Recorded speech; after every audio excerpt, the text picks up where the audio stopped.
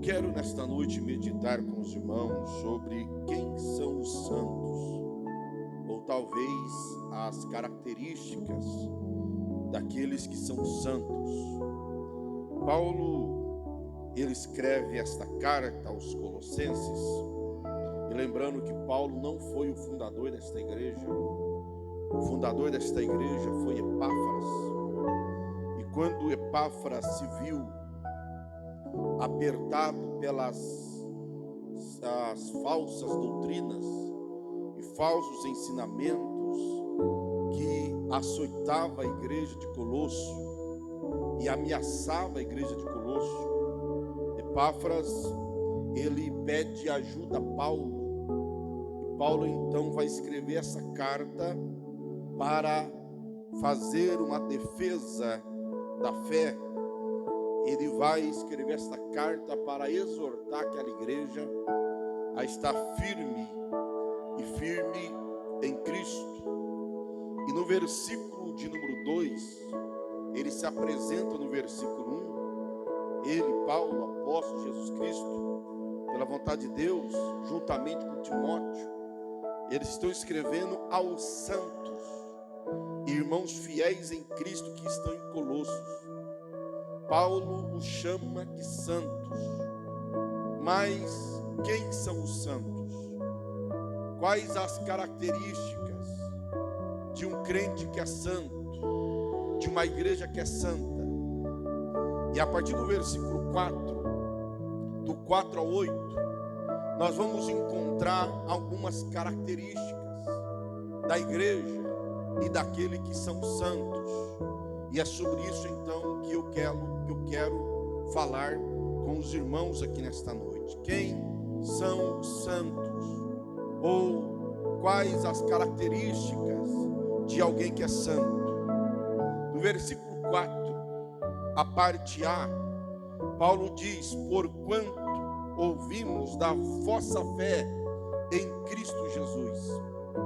Então a primeira característica de quem é santo é que este alguém está ligado em Cristo Jesus. Ele diz, depois de saudá-los, depois de chamá-los de santos, ele diz que aquela igreja, ela estava pela fé ligada em Cristo Jesus, porquanto ouvimos da vossa fé em Cristo Jesus.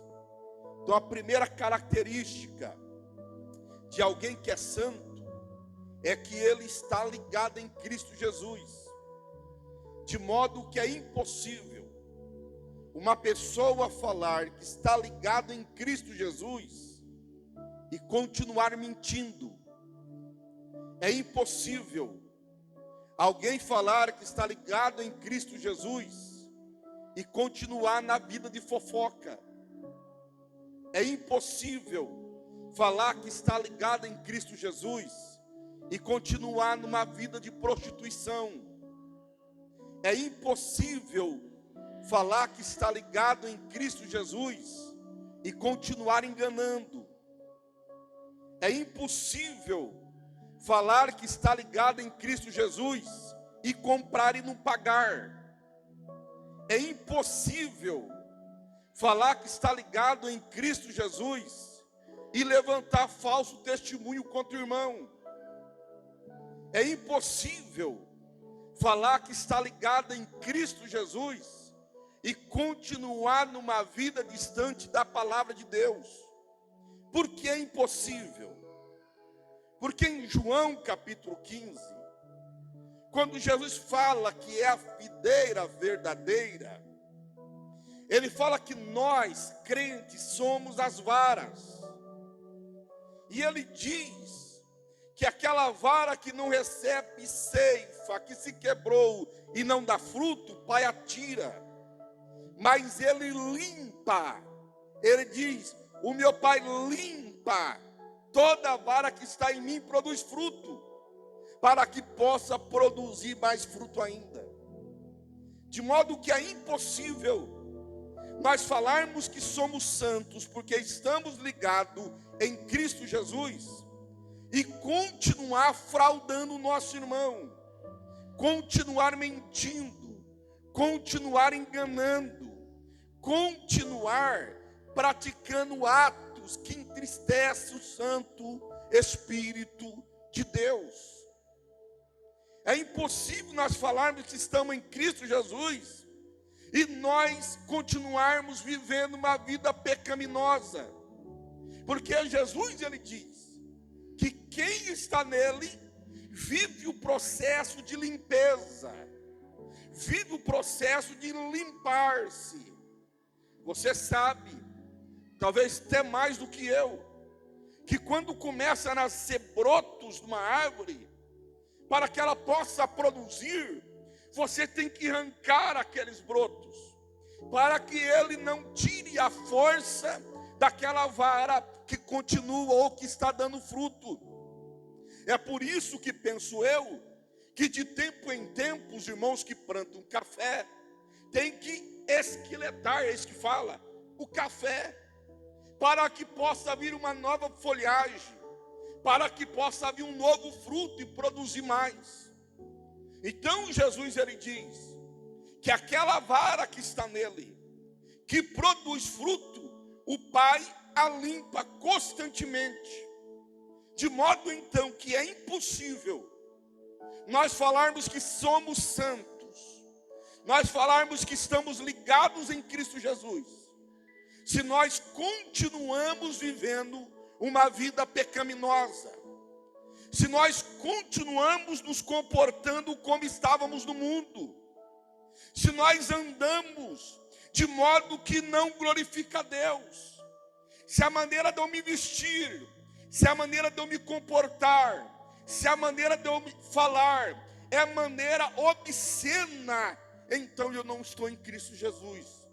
Porque Cristo Jesus, ele vai nos limpando, ele vai nos purificando, para que nós sejamos santos e possamos alcançar a glorificação que ocorrerá na sua vinda.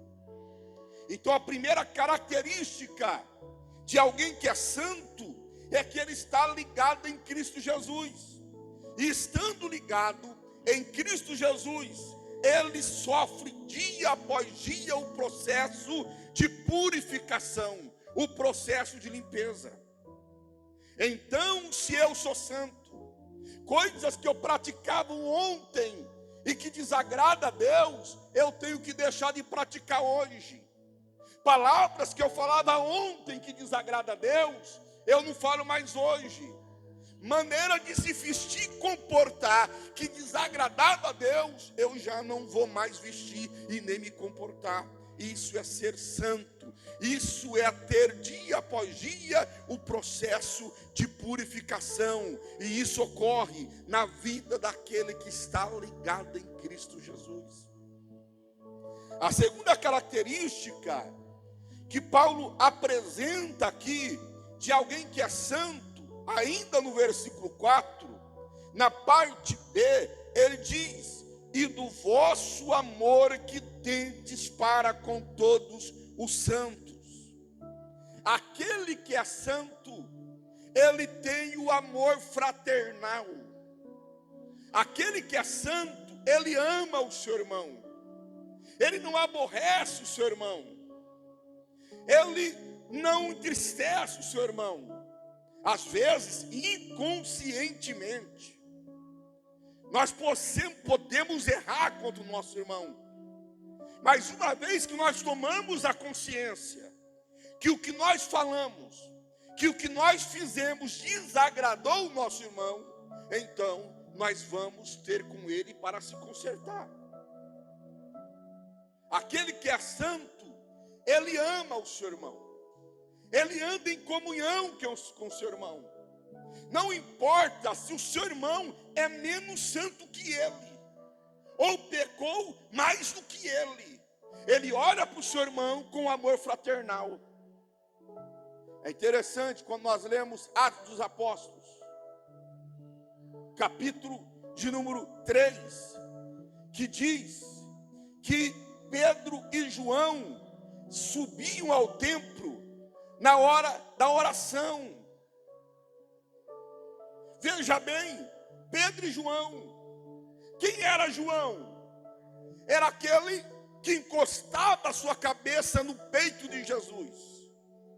João era aquele que tinha intimidade com Jesus. E quem era Pedro? Aquele que negou Jesus, aquele que fugiu.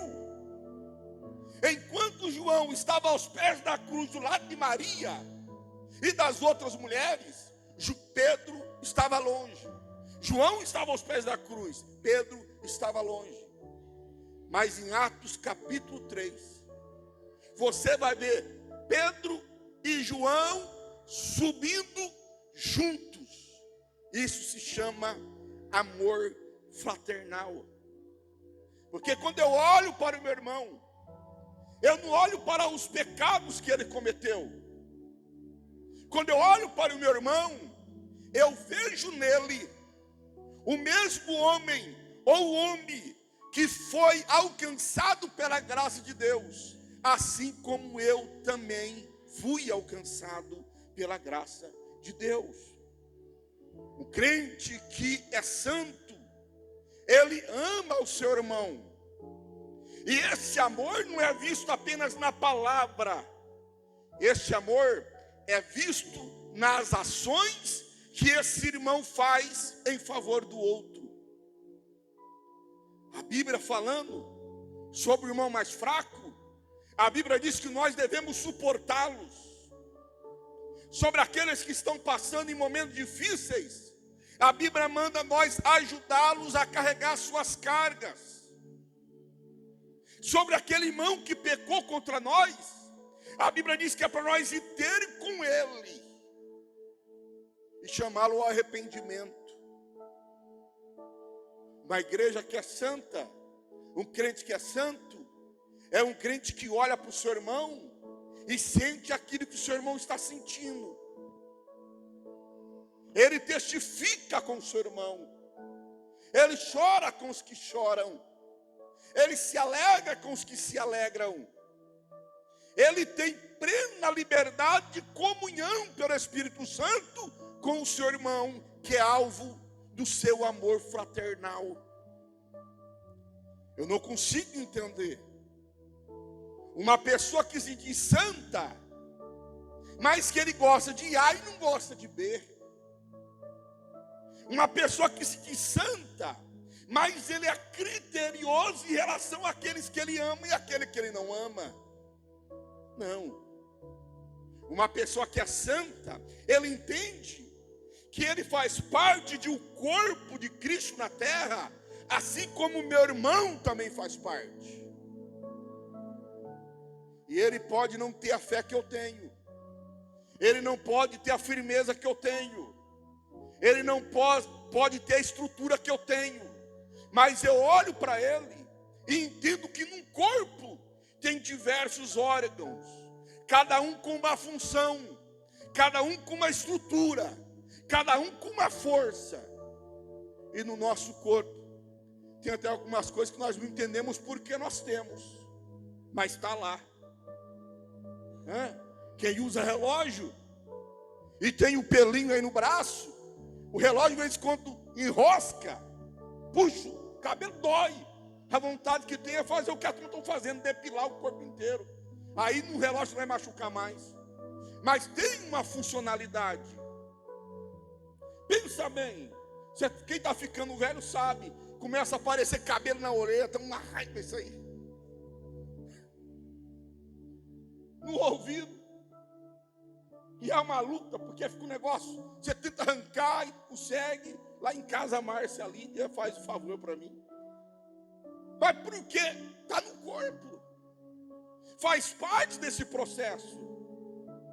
Tem pessoas na igreja que pode ser como esse cabelinho que puxa e dói, mas está lá, foi Deus que colocou. Eu devo amá-lo, eu devo viver em favor dele, e eu devo ajudá-lo a prosseguir na sua caminhada para o céu. É por isso que Paulo fala para essa igreja, que chegou até ele o conhecimento que essa igreja tinha, o amor que essa igreja tinha por todos os santos. Ela amava não importando quem fosse, ela amava, porque ela era santa. Uma igreja que é santa, um crente que é santo, é um crente que ama o seu irmão. A Bíblia diz que aquele que aborrece o seu irmão é homicida. Aquele que olha para o seu irmão com ira e diz, raca, louco, é réu de juízo. Jesus diz, orando ao Pai, que todos sejam um, assim como eu sou um contigo, para que o mundo veja e o mundo creia que tu me enviaste. Então é impossível ser santo sem ter amor fraternal para com o irmão. É impossível, porque um santo, ele ama independente de quem seja. A terceira característica de quem é santo é que ele tem a esperança do céu. Olha o versículo 5. Por causa da esperança que vos está reservada no céu. Quem é santo tem uma expectativa pela volta de Cristo Jesus. Quem é santo almeja Cristo voltar para arrancá-lo deste mundo. É impossível uma pessoa dizer que é santa, dizer que está ligada em Cristo e não quer morar com Cristo. Aquele que é santo, ele tem a convicção da sua salvação. Ele tem a convicção que com a morte ele vai morar com Deus. Essa esperança dos céus está segura e guardada no seu coração. Eu pergunto para você,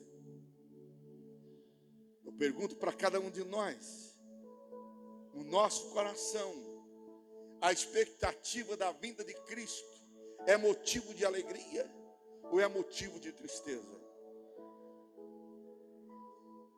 Quando você pensa na vinda de Cristo, quando você pensa no céu, você alegra, você diz, Maranata, ora vem Senhor Jesus, ou você diz, Senhor não vem agora não, como a irmã Silene disse aqui no domingo.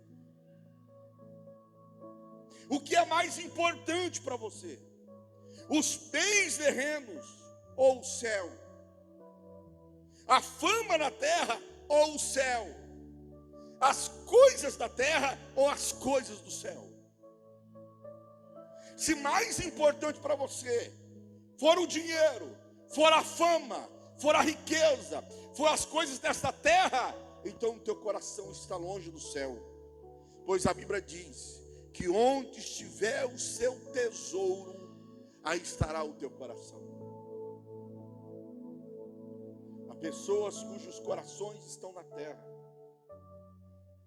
Eu lembro-me, e creio que eu já disse aqui, de um jovem pregador lá em Campinas.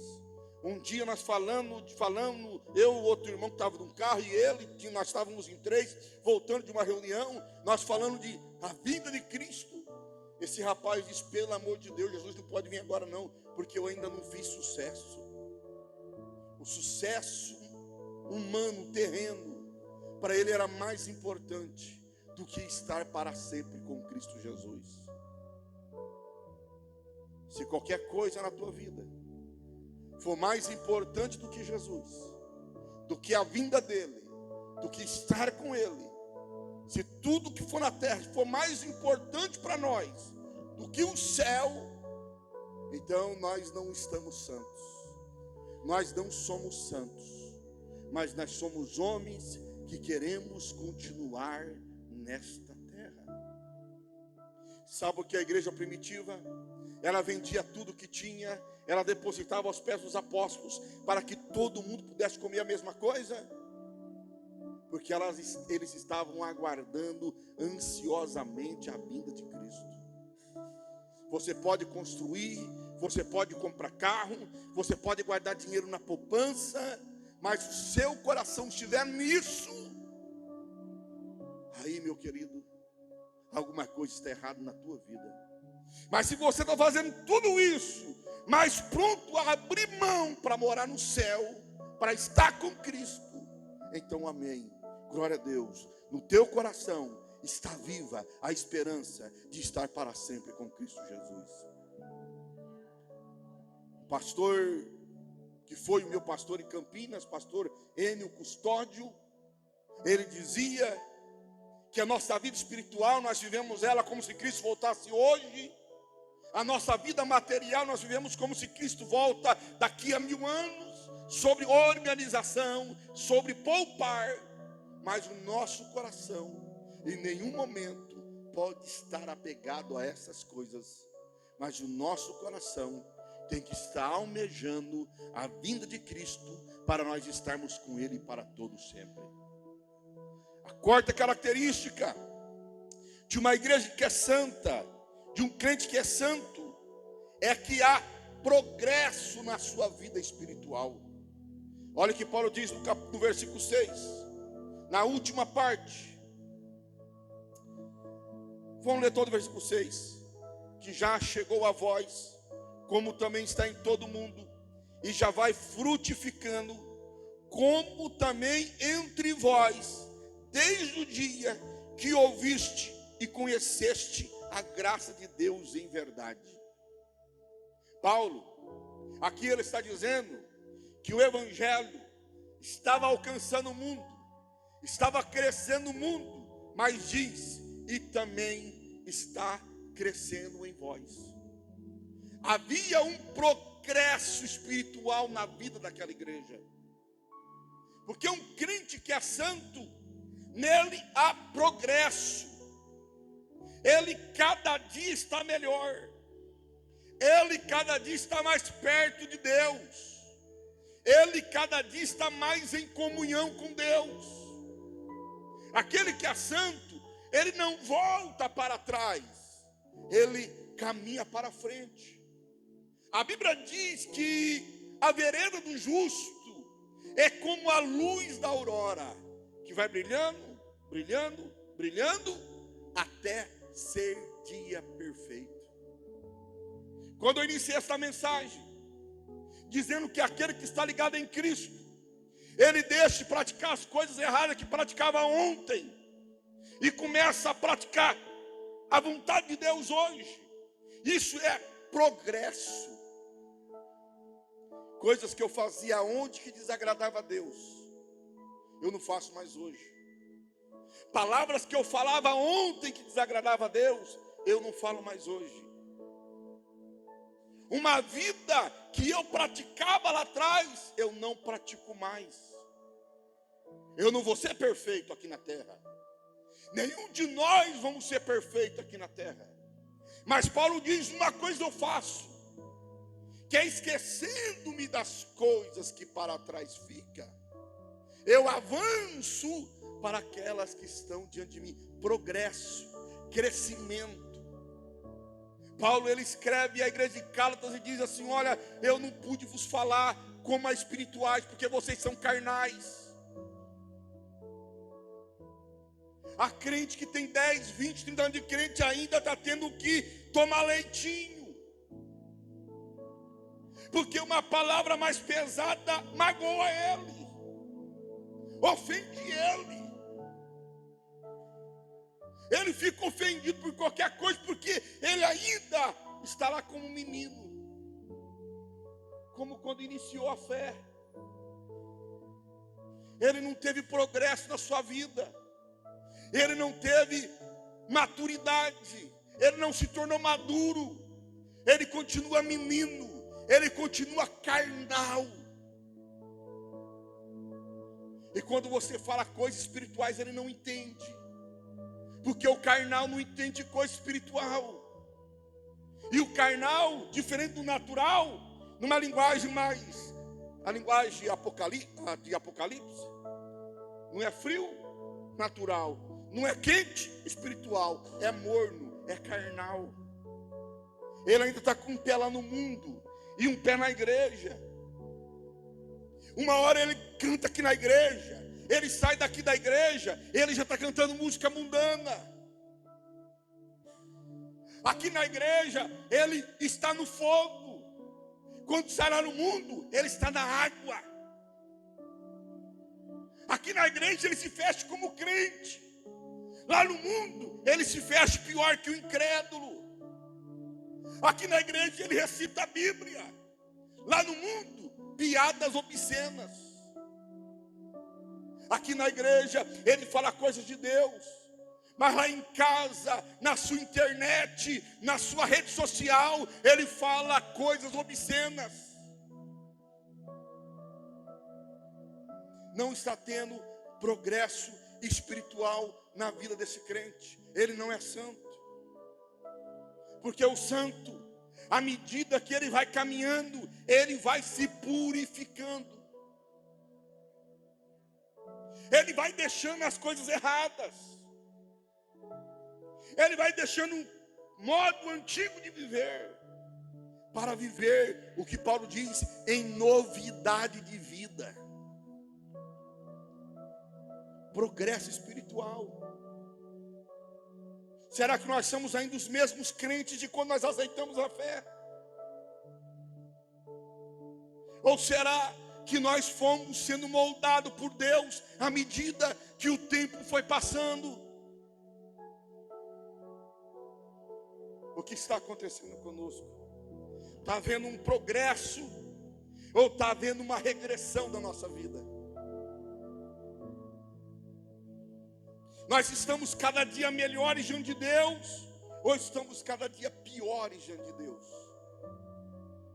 Naquela igreja, a palavra estava crescendo, eles estavam frutificando, eles estavam produzindo.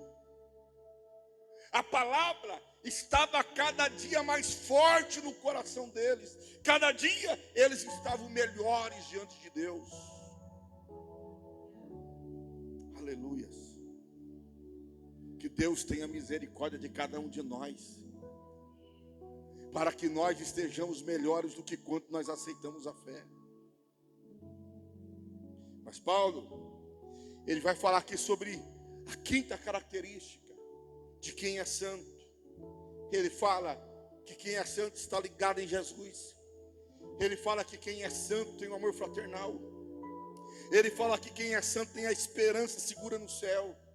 Ele fala que quem é santo tem progresso espiritual. Mas ele também fala que os santos, eles entendem a palavra, a vontade de Deus. Quando no final do versículo 6, ele fala assim: desde o dia em que ouviste e conheceste a graça de Deus em verdade. A NVI vai traduzir esta palavra como entender a palavra. Esse é um sentido ideal do texto, do grego. Eles entenderam a palavra de Deus. E porque entenderam a palavra de Deus, eles puderam ter uma vida melhor e mais santa. O santo, ele entende aquilo que Deus quer para a vida dele. Ele entende a palavra que é ministrada ao seu coração. Na parábola do semeador, Jesus fala de tipos de coração que recebe a semente. E ele diz que a semente que caiu à beira do caminho, que os pássaros vieram e comeram, são aqueles que ouvem, mas não entendem a palavra que lhes foi pregada. Quando você ouve e entende, então é como a semente que cai na terra boa e produz frutos. O santo, ele pode produzir fruto, porque ele está entendendo a palavra que Deus fala ao seu coração. Ele entende toda a vontade de Deus para a sua vida. Queridos, sabe como nós entendemos a palavra? É ouvindo a palavra. Nós entendemos a palavra é ouvindo ela, é deixando ela inundar o nosso coração, a nossa mente, e descer como fogo ao nosso coração. Porque a palavra, ela só vai ter efeito na nossa vida quando nós entendermos na mente e quando ela queimar no nosso coração. Aleluias. Aleluias. Se você queima o coração, mas você não entende, é porque alguma coisa está errada. Os discípulos a caminho de Emaús, 2 discípulos, eles ouviam, eles entendiam? Não, porque eles não estavam entendendo, porque os olhos deles estavam fechados. Mas eles sentiam, sim, queimava no coração. Quando Jesus partiu o pão, que eles reconheceram Jesus, eles disseram: porventura, o nosso coração não queimava quando ele falava aquelas palavras? Mas eles estavam entendendo? Não. Jesus então fez um ato que eles estavam acostumados a ver. E quando Jesus partiu o pão, os seus olhos abriram. E quando abriram, e eles reconheceram a Cristo, que eles foram entender, porque a palavra que Jesus falava queimava o seu coração.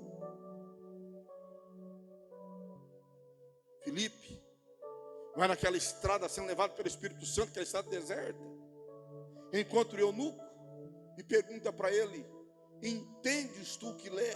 Ele não entendia, mas ele estava disposto a entender. Ele diz: eu não entendo, porque não há quem me ensine. Felipe diz: então deixa comigo, eu vou te ensinar. E uma vez que ensinou e ele entendeu, ele diz: o que me impede de ser batizado agora? Porque quando você entende a palavra, você quer transformação de vida, você quer mudar as suas práticas, você quer mudar a maneira de você pensar, de agir, de falar. Então, só é possível ser santo se nós entendemos a palavra que Deus nos fala dia após dia.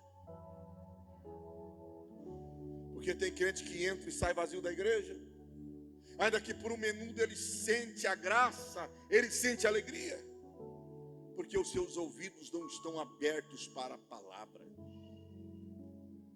Eles estão preocupados com tantas outras coisas, menos com a palavra. Ele está ouvindo, alguma coisa está acontecendo, respinga nele o fogo do irmão do lado, o coração queima, mas ele não está entendendo, porque a sua mente está longe do lugar santo.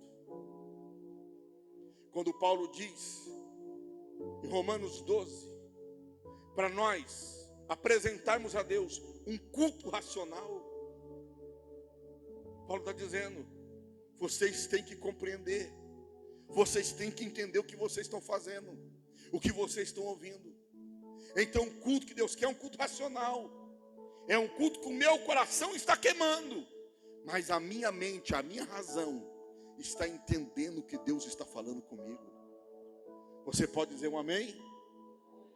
Eu pergunto: você tem entendido tudo que Deus tem falado com você?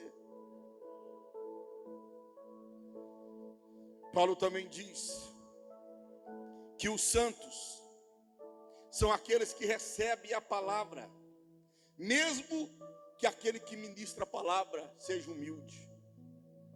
Quando no versículo 7, Paulo diz assim: como aprendeste de Epáfras, nosso amado conservo.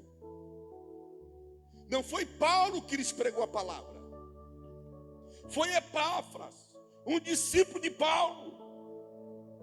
E Epáfras não era doutor na palavra não, meus irmãos. O conhecimento de Epáfras era curto, era pequeno. É por isso que ele tem a necessidade de pedir ajuda para Paulo, para combater a heresia que estava assolando a igreja que ele era pastor. Todavia, quando Epáfras abria a boca para ensinar, a igreja recebia a palavra de Deus. Uma igreja santa, um crente santo, ele não fica escolhendo quem ele vai ouvir para pregar, não. O crente que é santo, ele não é aquele que só vem no culto se o pastor for pregar, porque ele entende que os servos de Deus são instrumentos de Deus, mesmo na fragilidade, mesmo na pequenez, mesmo no pouco conhecimento, Deus pode usá-los e trazer uma palavra de sabedoria ao nosso coração. O crente que é santo, ele ouve a palavra, independente de quem está pregando a palavra. Para Paulo, Epáfras era apenas um conservo, um discípulo, mas para aquela igreja, Paulo diz, um fiel ministro de Cristo. Para vós, um fiel ministro de Cristo. Apesar do pouco conhecimento de Epáfras, aquela igreja ouvia a palavra que Epáfras pregava a ela. Aquela igreja atentava para a palavra. Por isso que Paulo diz, como aprendeste? Eles aprenderam, eles prestaram atenção. Ah, mas Epáfras é tão humilde, não tem o conhecimento do apóstolo Paulo, não tem a graça de Apolo. Mas vamos prestar atenção para nós aprendermos com o que sai da boca de Epáfras. Paulo diz aqui então que a igreja santa, o crente santo, é aquele que recebe a palavra, independente de quem está ministrando a palavra. E por último, para eu encerrar, santos são aqueles que dão testemunho daquilo que eles são, da comunhão que eles têm com Cristo. Olha o que diz o versículo 8. Mas melhor antes, versículo 4, a primeira parte. Porquanto ouvimos da vossa fé. Depois o 8, o qual nos declarou também o vosso amor no Espírito. A fé daquela igreja estava sendo testemunhado em todos os lugares. A fé, a santidade, o amor daquela igreja chegou aos ouvidos de Paulo. Porque aquele que é santo, ele dá testemunho. Ele com a sua vida, ou a sua vida testifica que ele tem comunhão com Deus. É impossível ser santo e não ser conhecido pela santidade. É impossível ser santo e as pessoas não olharem para nós e verem em nós alguma coisa diferente. O crente que é santo, ele dá testemunho desta comunhão que ele tem com Cristo. As pessoas olham para ele, para a maneira dele ser, pela maneira dele falar, pela maneira dele agir, pela honestidade que ele anda. As pessoas veem que ele é santo e diz, aquele crente, aquele homem, aquela mulher é diferente de todos os demais. Eu pergunto para você, o que eu pergunto para mim, nós estamos dando testemunho com a nossa vida daquilo que nós professamos ser? Será que as pessoas olham para nós e eles querem viver o evangelho que nós vivemos? Será que as pessoas olham para nós e eles querem ter a experiência que nós tivemos? Será que as pessoas olham para nós e querem ir para o mesmo lugar de onde nós falamos que vamos? Ou para onde nós falamos que vamos? Ou será que as pessoas dizem, se for para ser crente que nem fulano, eu não quero. Se for para ser crente como esse pastor, eu não quero. Se for para ser crente como aquela fulana, eu não quero. Ou será que eles dizem, eu quero ser crente como fulana, como Beltrano, como Cicrano? As pessoas imitam a nossa fé, ou as pessoas abominam a nossa fé. Aquela igreja, aqueles crentes, davam testemunho com a sua vida, daquilo que eles pregavam, daquilo que eles acreditavam crer. O que está acontecendo conosco, será? Será que se Paulo estivesse escrevendo para nós, será que ele chamaria nós de santo? Ou será que ele ouviria dizer coisas sobre nós, que nem ele diz para a igreja de Coríntios: olha, eu ouço falar de coisas entre vós, que sequer acontece entre os descrentes, ao ponto do filho deitar com a mulher de seu pai. Será que se Paulo escrevesse para nós, ele também nos chamaria de santos? Ou ele dizia: olha, eu estou ouvindo falar de algumas coisas de vocês, que nem entre os gentios acontece, que nem entre os descrentes acontece. Ou ele diria: olha, eu tenho ouvido falar de vocês, e eu oro glorificando a Deus pela vossa vida, pelo vosso testemunho, pela vossa fé, pelo vosso amor por todos os santos, pela esperança que está no coração de vocês. O que Paulo diria se ele estivesse escrevendo para mim, se ele estivesse escrevendo para você?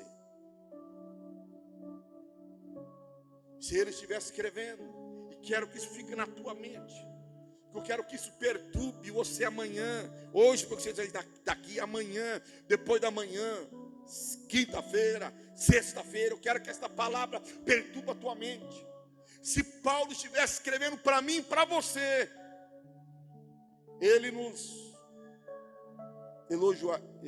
ia elogiar, ou ele iria nos criticar?